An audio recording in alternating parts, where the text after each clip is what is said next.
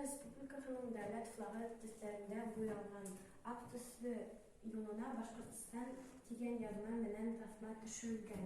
Башкортстан Республикасы дәүләт гербында төсле сурәтендә Салават Юлаевка һәйкәл һәм орнамент, Алтынһыу Курай сәскәсе, яшел калкып килүче кояш, асык Алтынһыу төскә, кояш нурлары һәр һәйкәл менән орнамент арасында фон ак, эскә һәм тышка түнәрәктән куе Алтынһыу төстә.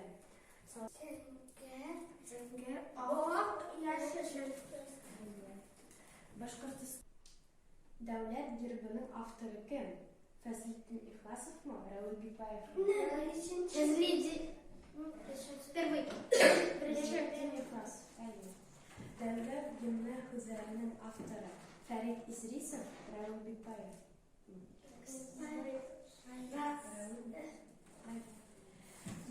Дәүләт флагы авторларын әйтегез. Урал Мәсәлимов, Ольга Асавина, Рауил Бипаев, Рәшид Шакуров.